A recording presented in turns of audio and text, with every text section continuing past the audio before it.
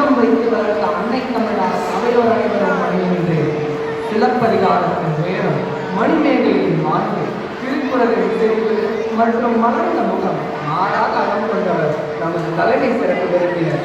மேலும் மனதில் உறுதியும் வாக்கினின் இனிமையும் நிமிர்ந்த நன்னடையும் மேற்கொண்ட பார்வையும் சீர்பெற்ற ஞானமும் பார்ப்போற்றும் தமிழ் மொழி பற்றும் கொண்ட சிறப்பு விருந்தினர் திரு மகாகவி ஈரோடு தமிழ் அவர்களை அவரது பாதம் தொட்டு வணங்குகிறேன். உலகம் ஏற்பதற்கு முழு காரணம் ஆசை, உலகம் அழிவதற்கும் அதை காரணம் ஆசை. இருப்பவனுக்கு இருக்க வேண்டாம் என்ற ஆசை, இல்லாதவனுக்கு இருக்க வேண்டும் என்ற ஆசை. நிற்பவனுக்கு நடக்க ஆசை, நடப்பவனுக்கு பறக்க ஆசை. விதைக்கு விருட்சமாக ஆசை, விருட்சத்திற்கு விதையாக ஆசை. மனிதனின் ஆசை தீராத ஆசை, கடவுளின் ஆசை எல்லாம் தீர்க்க ஆசை. ஆனால் எனது ஆசையோ மகாகவி முன் அவர்களுக்கு எனக்கு பிடித்த அவரது கவிதைகளை படிக்க ஆசை.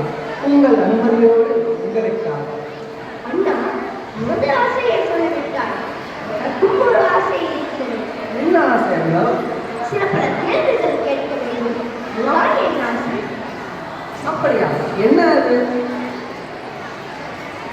புத்தகம் என்றால் என்ன? ஏன் படிக்க வேண்டும்? எதற்கு படிக்க வேண்டும்? படிக்கிறவங்க எல்லாரும் அறிவாளியா? புத்தகம் எழுதுபவர்கள் எல்லாம் அறிவாளிகளா? அதை படித்தால் நமக்கு என்ன பயன்? படித்தவர்கள் என்ன ஆனார்கள்? எப்போது படி படி படி என்று சொல்றாங்க. எதை படிக்க வேண்டும்? எப்படி படிக்க வேண்டும்?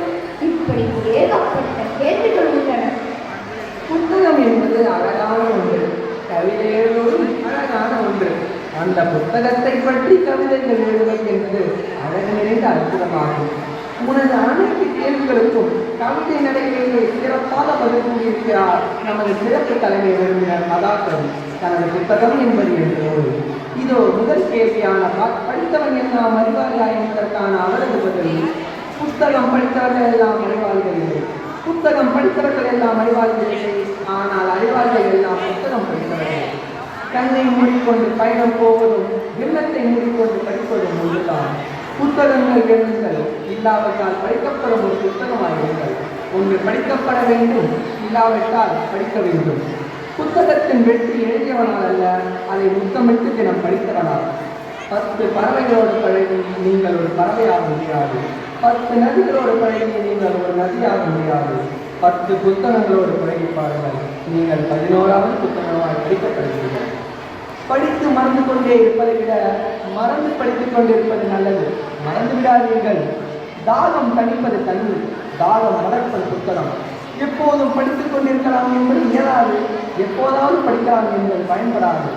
தினம் ஒரு வரி தான் படிக்க முடியும் என்றால் ஆத்திச்சூடி படி, தினம் 2 வரி தான் படிக்க முடியும் என்றால் திருக்குறள் படி, தினம் 3 வரிகள் தான் படிக்க முடியும் என்றால் ஹைக்கு படி, தினம் 4 வரிகள் தான் படிக்க முடியும் என்றால் நாலடியார் படி. படிக்கவே முடியாது என்றால் எப்படி? புத்தகங்களை திற, அவை உன்னை திறக்கும். ஒரு புத்தகம் இருக்கும் இடத்தை 100 விரட்டுகளால் நிரப்ப முடியாது. புத்தகத்தை படித்து கிழிப்பது குற்றம், படிக்காமல் கிழிப்பதும் குற்றம். இவற்றை விட புத்தகத்தை படிக்காமலே வைத்திருப்பது பெரிய குற்றம். புத்தகம் என்பது அக்னி அல்ல, இயற்கையிலிருந்து நிறுத்தி அக்னி பிறக்கும். விளக்கேற்றி புத்தகம் படிப்பது வெளிச்சத்தை கொண்டு வெளிச்சத்தை பிடிப்பது போல. 1000 வேலை தள்ளியவன் அரை வைக்கியன், 1000 மூளை படித்தவன் அரை காட்டுபவன். ஊட்டுக்கு ஓடையாக ஆசை, ஓடைக்கு நதியாக ஆசை, நதிக்கு கடலாக ஆசை, கடலுக்கு ஒரு கையெழுத்து புத்தகமாக ஆசை. முகத்தின் சுருக்கங்களில் நீ படித்த புத்தகங்களின் வரிகள் இருக்கட்டும், வயதுகளின் சுவடுகள் இருக்க வேண்டாம். கதவை முடிவிட்டு படித்துவிட பரவாயில்லை, ஆனால் புத்தகத்தை முடிவிட்டு படித்துவிடாது. பார்க்கக்கூடாது, படிக்க வேண்டும். படிக்கக்கூடாது, கற்க வேண்டும். கற்கக்கூடாது, படிக்க வேண்டும். பயிலக்கூடாது, ஓத வேண்டும். ஓதக்கூடாது, எழுத வேண்டும். நண்பர்களே, இறுதியாகவும் மொழியாகவும் ஒன்று கூறுகிறேன். தொட்டு பார்த்தால் இது வெறும் காகிதம், தொட்டு பார்த்தால் இது வெறும் காகிதம். ஆனால் தொடர்ந்து படித்தால் இது வெற்றியின் ஆயுதம். இந்த கைத்திருநாள் புத்தகம் படித்த புத்தகம் படிப்போம் என்று உறுதி இருக்கும். மகாகவி ஐயா, இன்று எனது ஆசை நிறைவேறியது. அபிநவனுக்கு எங்களுக்கும் பதில் கிடைத்தது. மாணவர்களாக எங்களுக்கு லட்சிய பாதை வெற்றிகரமாக அடைய உங்களது பொன்னான வரிகள் என்றுமே துணை நிற்கும்.